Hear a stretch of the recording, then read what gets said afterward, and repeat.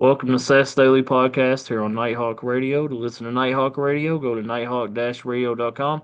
Check us out on YouTube, Spotify, YouTube Music, Rumble, Facebook, everywhere you find good podcasts.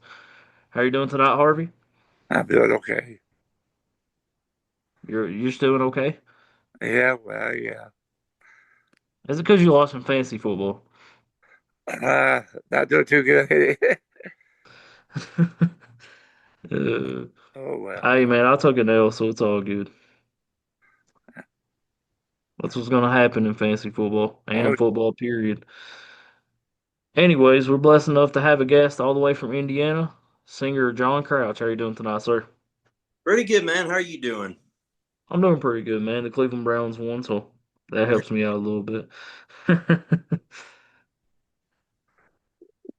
whereabouts in Indiana are you from? I'm in Liberty, Indiana, about a half hour south of Richmond, Indiana, which is, I'm actually about 10 minutes from the Ohio border. So barely in Indiana. I'm almost a Buckeye. Okay. Yep. I have a lot of people who live in Indiana, but they're basically from I-65 up. you Okay. know, Yep. Yeah, Sellersburg and all them places. kind of boring area, Indiana. I I drive. like it up there. I never thought I would, but I got people up there. I like Indiana up there. I really do. Mm-hmm. So what got you into music, brother? So I was, when I was just a young man, when I was growing up, my father used to listen to bluegrass radio. There was a station, WAMU, out of Washington, D.C., and they had a bluegrass gospel show on every Sunday morning. And my father used to play that. It was like, I want to say 2 hours maybe. And so that's how I got started in bluegrass. And I started watching a lot of bluegrass programs on TV. And for some reason, I was always drawn to the mandolin. And I had a guitar. I always loved music. I guess I don't have a whole lot of serious musicians in my family, but I just love music. So um, I started playing around with guitar at a young age. And when I was probably 12 or 13, um, I had a neighbor in Maryland, which is where I grew up. I'm originally from the Eastern Shore of Maryland. And he was a church musician, and he started um, showing me some stuff on the guitar. I'd learned some chords and stuff. He showed me how to use them properly. Gave me some homework. I'd go over and visit him. He showed me a few things. I'd go home and practice, and he wanted me to play a song by the time I got back. So I'd learn the chords of a song, play it for him, and finally, when I was about 16, um, I got a mandolin for my birthday, I believe. I think it was for my 16th birthday. My parents got me a mandolin, and they got me definitely a beginner mandolin. It was good for the price, but you know they bought me a cheap one because they thought it'd be something I'd kind of mess around with for a little while and then put it away, never play it again. But I actually started practicing for probably about 2 hours a day, and I took it pretty seriously. Started listening to the radio to bluegrass songs, trying to play along with them, and so I learned all my chords. I had a little songbook. I learned like Jingle Bells, Turkey in the Straw, a few other ones, and so when I was 18, I my parents were actually in charge of booking music at a local event here in Liberty, Indiana, and they booked a local bluegrass band. And when they showed up, me and my dad were jamming, and it turned out they had just lost their mandolin player. He got another opportunity, had to leave. So this band asked me to fill in for him playing mandolin because they didn't have a mandolin player. It was a local band called the Joy River Band. And so after that show, they said, hey, we got another show up in, I don't remember where it was, somewhere up in northern Indiana or something. And I had uh, something else I had to do that day. And so I couldn't make it to that one. But they said, hey, let's jam here sometime soon and we'll see how things work out. So they came over to my house. We had a jam session. They said, hey, you want to be the newest member of the Joy River Band? I said, absolutely. It's been my dream for a while to join a bluegrass band. So I ended up joining the Joy River Band as the mandolin player, and I had quite a bit of responsibility. I sang lead on a lot of songs. I wrote some songs for them, and I played with them for probably 8 or 10 years. And I also got a job with Carl Bentley, a local musician out of the Indianapolis area. I know you've interviewed him before. So he was also a musician. He lives in Morristown, Indiana, and he had been playing, local shows and stuff for a while. And he said he always had a problem booking bluegrass festivals because he never had a full-time band. He would get pretty much whoever was available at the time. And he said, if I'm going to play these bigger festivals, I need to have a full band. So I was a mandolin player. We got a guy named Josh Coffey play banjo and Caleb Garrett play bass. So right now I'm doing a lot of shows with the Carl Bentley Band. We've been busy over the summer. We played about every weekend in the month of September, excuse me.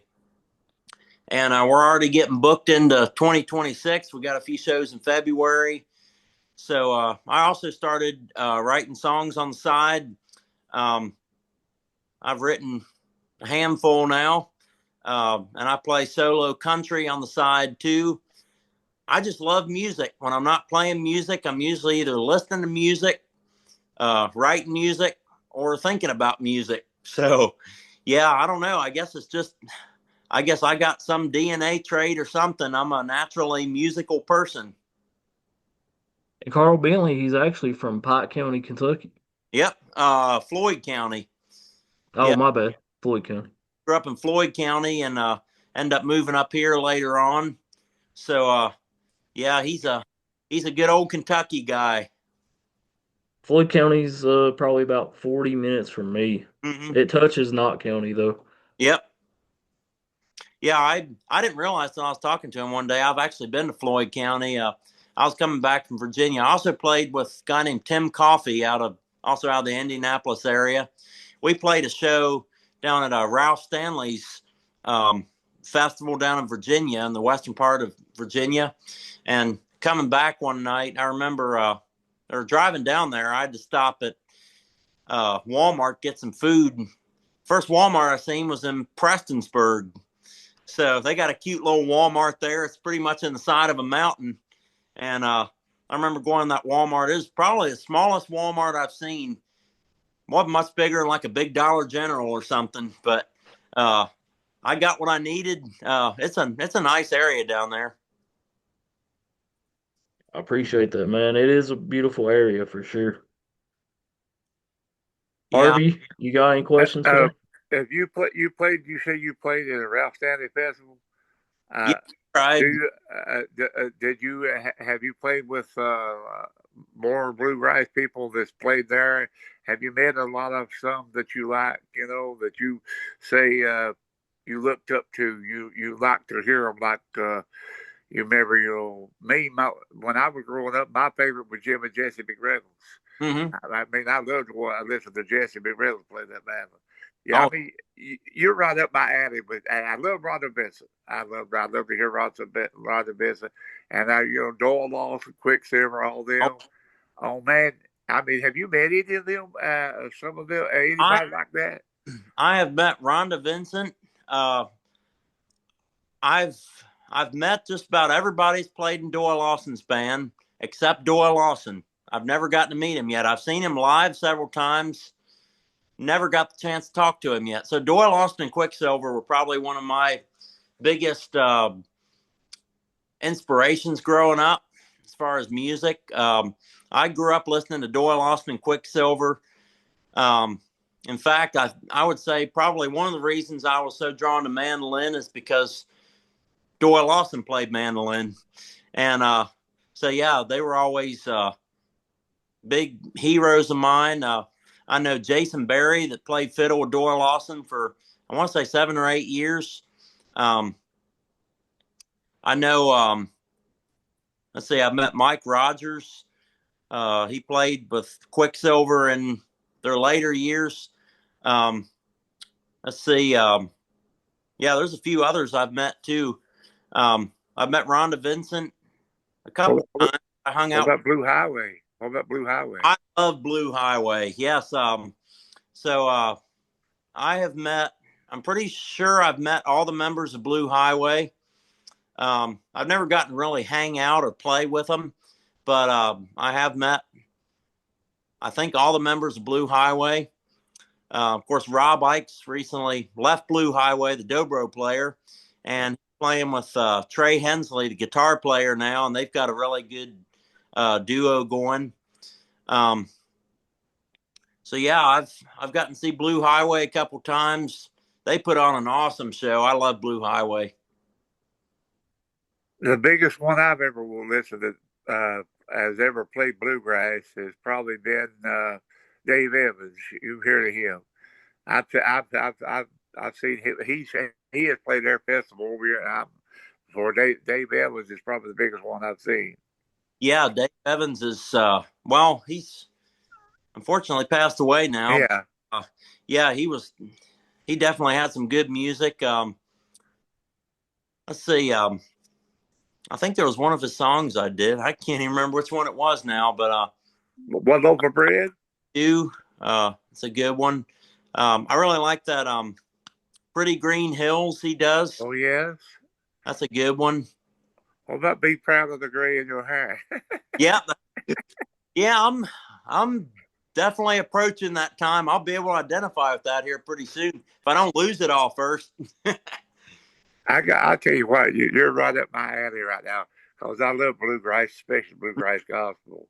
Oh yeah. Now I probably, you said your daddy listened to like Washington D.C. Now I'll listen to WAXM, Big Stone Gap, Virginia.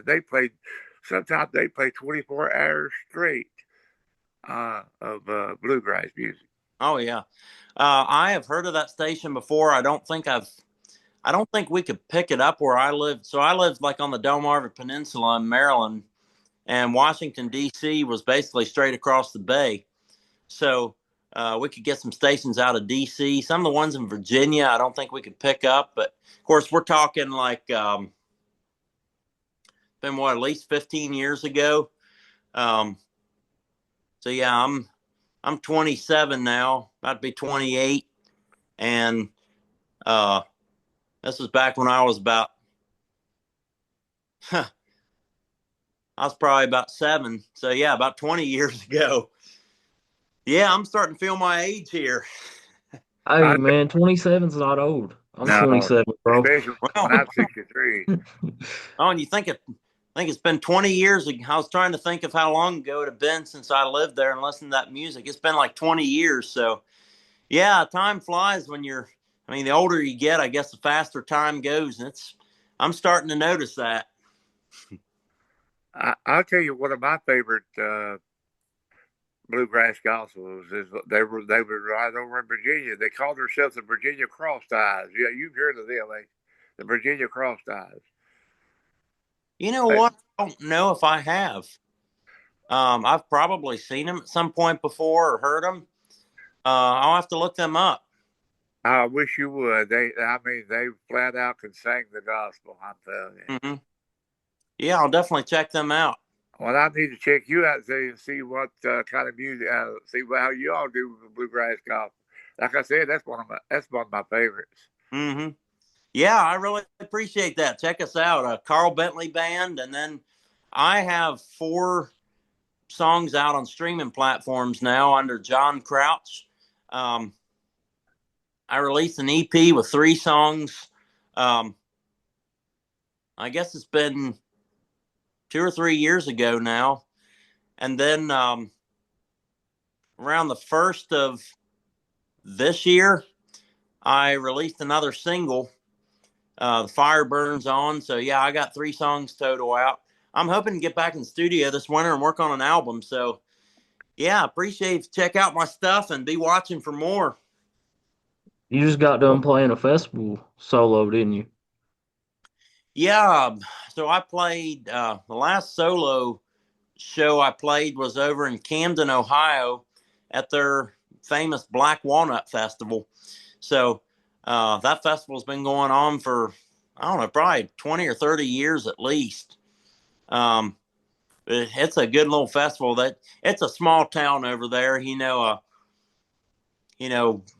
one stoplight, couple stop signs, and you're through it. And they close off half of the town to have this festival. It's over like several blocks. But yeah, I did. I played a solo show there. That was back in September. I want to say, or no, it was October. I'll have to look at the date again and see. I'm pretty sure it was like October 14th or something. I can't remember the exact date, but yeah, that was the last solo show I played, the Camden Black Walnut Festival. You got any upcoming solo shows? I do not so far. So I actually don't have anything else scheduled this year.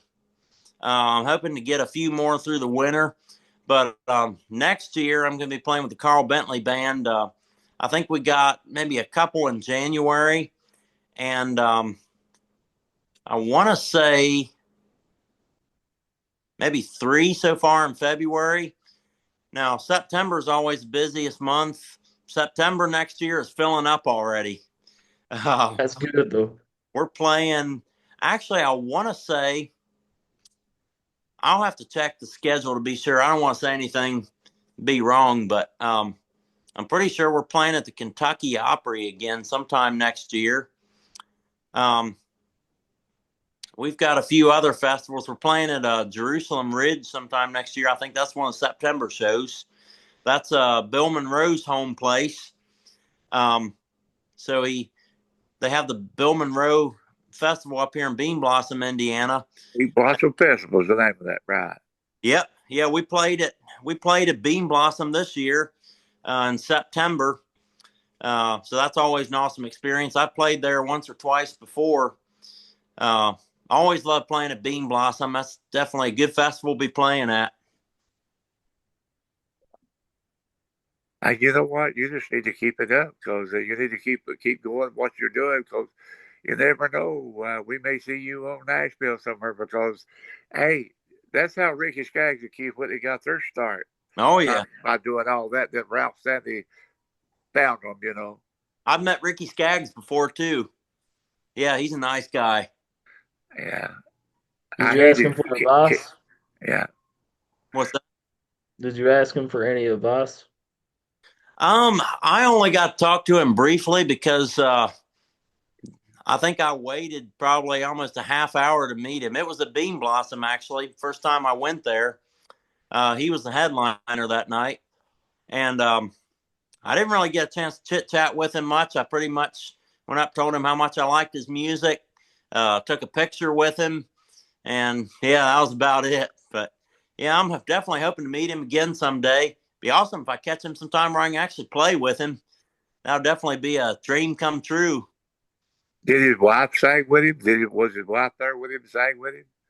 I don't think so. So I have actually seen Ricky Skaggs live probably 4 or 5 times at least. Um, I have seen his wife play with him. Actually, the first time I saw his wife was at the Grand Ole Opry. My first time visiting Grand Ole Opry, uh, Ricky Skaggs and the Whites played there that night, so I Yeah. them all together. I don't think his wife was there that day when I met him, but I have never gotten to meet her yet, but I have seen her a couple times. That's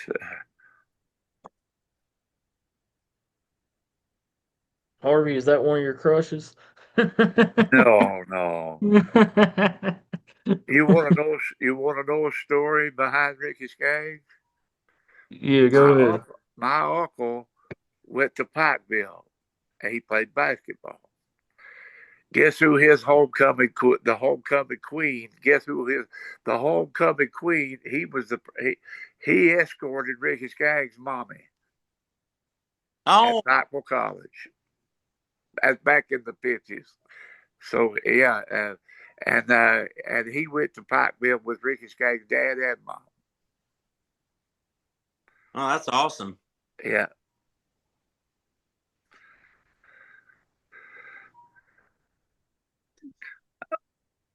you're sure in my type of music. That's awesome. Hey, you're into my type of music too, so I wish I could play. Like you said, I won't tell you if I wish I could. I can't do it. I ain't got the talent. But if I had the talent, I would play the mandolin too. I love the mandolin. But I well, something I always tell people. So I was not one of those people that could naturally just pick up a mandolin and play, um, or sing or anything. Um, when I first picked it up, I didn't know what I was doing. I wouldn't say I had any talent at the time, but I had a passion for it. And like I said, I used to practice for probably at least a couple hours a day. And I did that for about 2 years playing the mandolin before I joined a local bluegrass band. So I would say it's really a matter of patience and determination. If you want to, take up an instrument or be a musician or whatever, it really just takes time, patience, and determination. And I think I don't know. I feel like pretty much anybody can do it. If you got the willpower to do it, I think just about anybody can. well, I saw a show one time with Rhonda Vincent. She was on Woodsong, out KET, and she said she about everybody in her family, played an instrument. Mm-hmm. Somebody, Rhonda said, her daddy said, "Here, Rhonda, here's your mandolin. Learn to play it." Mm-hmm. And look what's happened there. So you never know. Yeah, her brother Darren Vincent, with well, he used to play with Ricky Skaggs for a while. Now he's with Jamie Daly. They have Daly and Vincent. Oh yeah, I'm sure you know about them. They got some good bluegrass gospel. yeah. I've seen them a couple times too. Um, yeah, pretty much their whole family is musical, and most of the Skaggs family. Ricky Skaggs has got a lot of cousins and stuff that play. Don Rigsby is one of my uh, singing heroes. I don't know if you know him, but he's got some really good story songs, and he's got a great voice for it. He's also Ricky Skaggs' cousin. Um, I know Ricky Skaggs said I think his parents were both musical. His father played guitar. His mother, Yeah. really good singer. Yeah, some families are just really musical like that. Uh, my family, like there's some people that pick around on a guitar or whatever. I'm the first one to be as obsessed with it as I am. So I guess it's got to start somewhere. My mommy's side of the family is a lot of my uncles and aunts can play the guitars and Mm-hmm. fiddles, you name it, mandolin and banjo. Some of them could really play it, but I never did acquire that talent.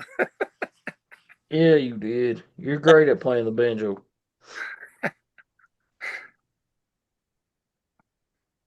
Hey, how far? Where is the farthest place you ever went to play? Um, so I actually went with a church group to Oklahoma one time, south of Oklahoma City, like near Texas. And we went on a men's retreat, and Me and my bandmate Dylan with the Joy River Band, the first band I was in, we went out there with his church group on a men's retreat, and we played a set out there for entertainment. So I'd say that's probably one of the farthest places. Honestly, I've played some shows back in Maryland where I grew up. I've played in some churches and stuff around there, and that's I'd say either one of those places or well, Oklahoma's probably the furthest. I think that was 12 or 13 hours. Maryland was probably about to where I grew up was probably about 11 hours. It was 12 or 13 hours with stops and everything. So I'd say those two. Virginia was about, I want to say 6 hours maybe. I've played several times at a festival up in Michigan, Backwoods Bluegrass Fay Fest. I've played with Tim Coffey, the guy I played in his band Elkridge for a while. I played up there at a festival in north of Port Huron, Michigan, near what's the town up there? Croswell, Michigan, a little town up there. This family has a like a big farm up there that they host bluegrass festivals once a year. And they also have a country festival up there in June, which I've also gotten to play at a couple times. So they're a great family up there. It's a great venue. If you ever get a chance to go up to Bluegrass or Backwoods Bluegrass Fay Fest or their country festival is Rockin' in the Woods, just go. I strongly recommend it. They're good people and they put on a great show up there. That's cool, man. I didn't even know there's a bluegrass scene in Michigan. Oh yeah, yeah. There's a lot more bluegrass up there than I expected. What about Bluegrass Maryland? Is there a bluegrass scene in Maryland? There is, but so when I was growing up, I knew a lot of bluegrass fans there. I didn't really know of any bluegrass festivals there at the time. Um, Now that I'm more in the bluegrass business, I guess you'd say, there actually are a few bluegrass festivals. There's a what do they call themselves? Um, I can't remember the name of the group. It's like what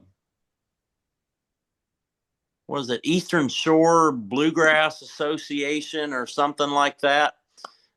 They actually have a um, like a like a bluegrass convention. yeah, I want to say they have like a coon hunters building or something that they have live bluegrass at like every Friday night through the summer or something. They have like a different bluegrass band like every week, I think, or every month. It might be once a month. I can't remember, but I've never actually gotten to go to that yet. If I'm there during the time of year they're having it, I definitely want to try to go. Um, they've had some pretty big name bluegrass bands there. There's also a bluegrass festival um, used to be in Somerset County down in Crisfield, Maryland, which is the county I grew up in. And I guess they outgrew the venue there, so they had to move down to Cape Charles, Virginia, which is down the road. That's like the very southern tip of the Delmarva Peninsula. And so they have a bluegrass festival there, I believe in June, if I remember. And so I know Rhonda Vincent's played there. Blue Highway, I think, has been there. And they also had a festival in Ocean City, Maryland, which is right along the coast. So I'm really happy to see a lot of uh, a lot of bluegrass festivals and um, everything emerging there. More bluegrass bands going there to play. As I said, I knew a lot of bluegrass fans there, but not a lot of opportunities to see bluegrass live. So I think there definitely is a bluegrass scene emerging there. That's great, man. Harvey, I know you had a question. Go ahead. I was just, does most of the festivals that you're going to sing with, do they have is it one day or do they do like maybe like a Thursday, Friday, Saturday? Um, so a lot of the festivals we've played at, we play a lot of one day events, fundraisers, smaller bluegrass festivals, but a lot of the bigger ones like Bean Blossom, for instance, goes all week. You know, Wow. that one's it usually starts like on one weekend and like ends on the following weekend, or at least on like a Tuesday or something. It'd be Tuesday, Wednesday, Thursday, Friday, Saturday. I can't remember if they do Sunday. Um, but yeah, a lot of them are like Friday, Saturday at least, or Saturday, Sunday. Um, some of them are just one day. Um, a lot of the bigger bluegrass festivals are, at least 2 days. I would say some of those festivals have you that you've been in. Did you play like play this play this day and then next day play again? Like two times. There was, I want to say, one or two festivals we played like that, but usually the festivals try to rotate the bands, have a different lineup on Saturday than they have Yeah. Friday, whatever. Um, I know Bean Blossom, we played. So the first time I played Bean Blossom was on a Wednesday, and that was the opening day for that festival. Um, Usually not a big crowd there, but we had a pretty good turnout. Um, this year, I think, was on a Friday, if I remember. It's either Thursday or Friday. I'm terrible to remember some of the stuff. I'm sorry. Um, so yeah, we actually played on one of the better days at Bean Blossom this year with the Carl Bentley band. So we had a really good turnout. Um, so yeah, usually we only get to play one day, but yeah, there have been, I think, a few festivals we played at where we did play multiple days, but not very many. Okay. Definitely, man. Not to get off topic, but I know you know a little bit about Bigfoot as well. Oh yeah, so that's a good topic to get off on. I wish I had more recent sightings or stories or whatever to tell you, but um, yeah, I've watched a lot of documentaries. I guess I'm more what you call a chair arm Bigfoot researcher. I watch a lot of documentaries, look at a lot of reports on social media. Um, I have been out a few times. Um, I went out with one of my buddies one time to Yellowwood State Forest in Indiana, and I think I shared the story with you before, but um, we actually went out there, and so first of all, let me say I don't know exactly what Bigfoot is, but with all the reports across the country, people that didn't believe in such a thing before, they would all of a sudden, be driving one night, have an encounter, or see something out on their property. Um, and then, the Native Americans had legends about Sasquatch, or, there were different names for it depending on the tribe and the area. And they reported seeing a similar creature. At the same time, up in Alaska, um, a whole different uh, tribe, the natives of Alaska, um, told the settlers to stay out of this one area. It's on the Kenai Peninsula. Um, they had a town there that they had abandoned. They said because there was a monster that was coming in there that wasn't very friendly to people. And of course, the settlers didn't believe any of that. They're like, it's just their native legends. There's nothing to worry about. So they established the town of Portlock, which was a canning town basically. Ships would come in with fish and stuff that they caught out in the Pacific Ocean and stuff. They would come into Portlock, and they set up a cannery there. That only lasted maybe about I want to say 30 years or so. The town was really booming, and the people that came in there to work at the canning factory also started disappearing.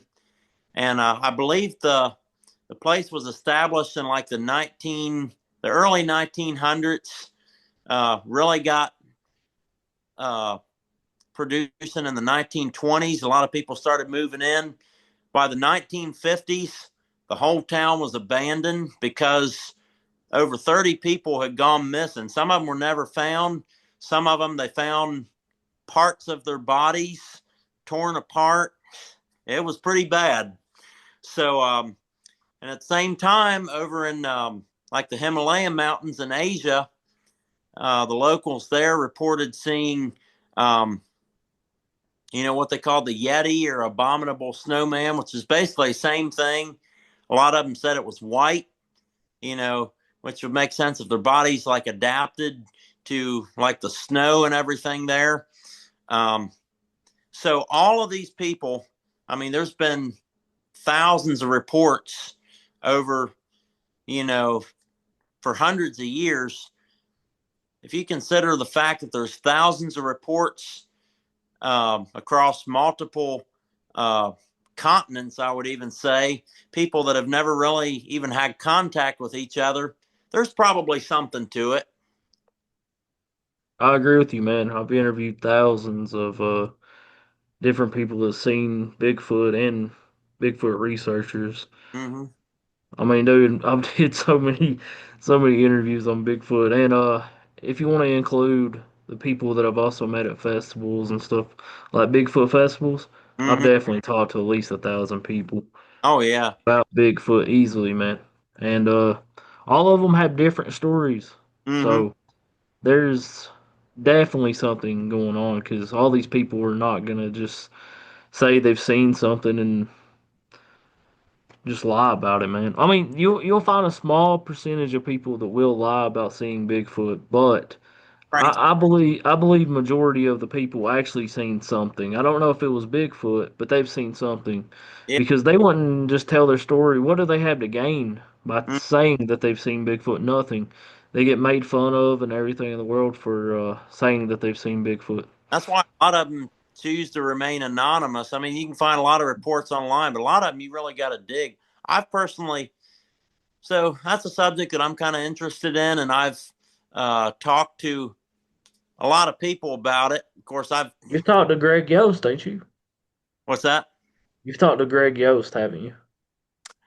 I I don't think I've ever met him in person, but my buddy I was talking about, I got sidetracked there, never even finished my story. Um, so this buddy that I went with to Yellowwood State Forest, his name was Matt McGuire. He is a friend of Greg Yost, and he kind of introduced me to him.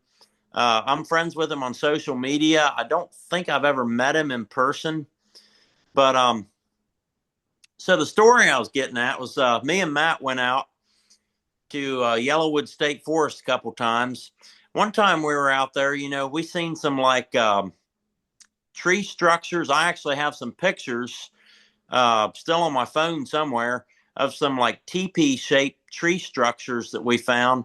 And they weren't like small trees either. They were like, I'd say probably 60 feet at least. And some of them were stacked together in like a teepee structure. And obviously they were too big for a human to move. So how they would get like that naturally, I'm not sure. Um, a lot of times when you're in the woods, you also see trees that are like bowed over. Now, sometimes like one tree will fall on top of another. It might be leaning a little bit. A bigger tree will fall on top of it and it'll like, you know, pull it down. But some of these trees you see, um, there's nothing holding them down. And another strange thing I found is many times these trees are bowed over either trails or roads. So, like if you get a little access road, I remember going into Yellowwood, there was like an access road coming off of the main road, and there was a tree that was um, basically arched over the road. And stuff like that is just strange. I'm not sure how that could really happen naturally, but we stayed out there late through the night, and I had a thermal imaging camera, and Matt had like a parabolic microphone.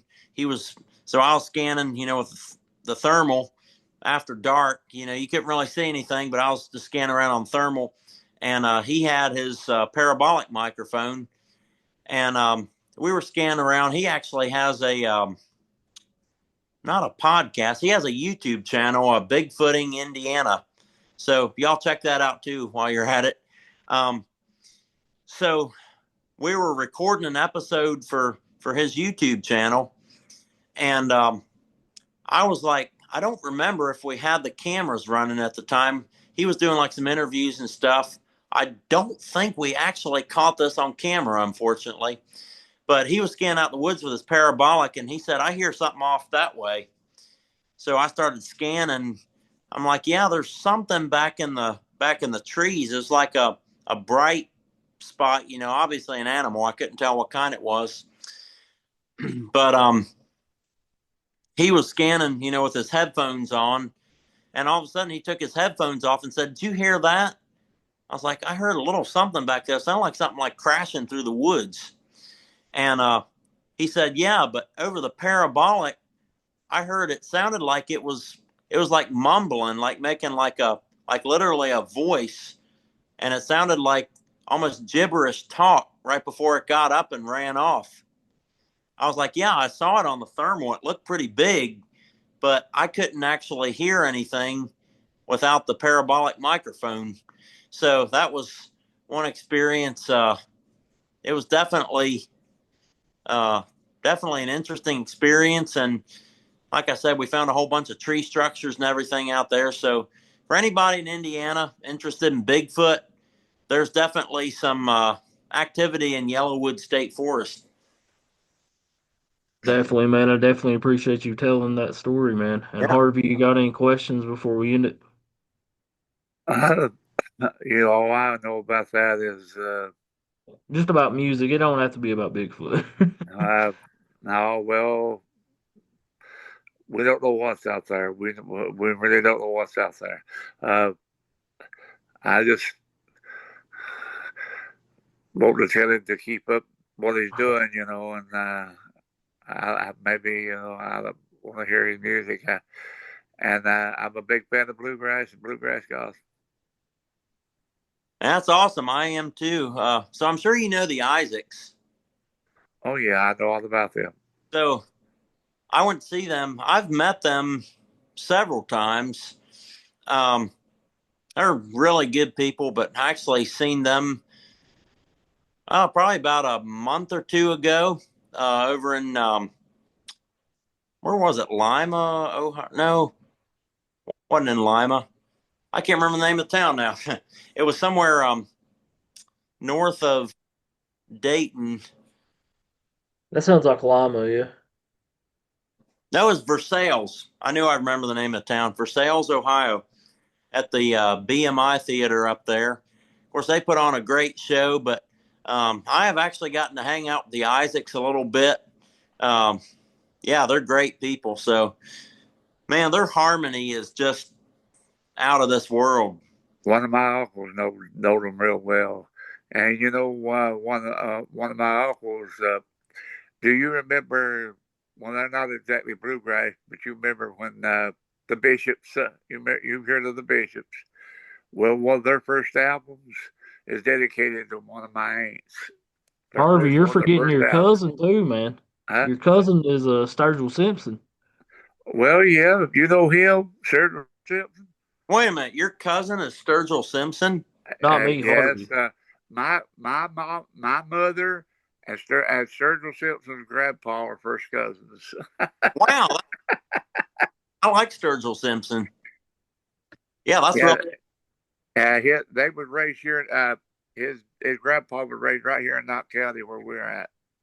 Well, He's if you from talk Jackson. to Simpson, can you tell him that there's a wannabe uh, country star somewhere out in the sticks in Indiana that would like to talk to him and work with him? Well, if I ever get up with him, because I've only seen him about twice in my life. When he was a Tell him to little come on the boy, and podcast too. I mean, Oh yeah, yeah. Get him. Hey, and let me know when he's coming on because I want to be on your podcast that day too.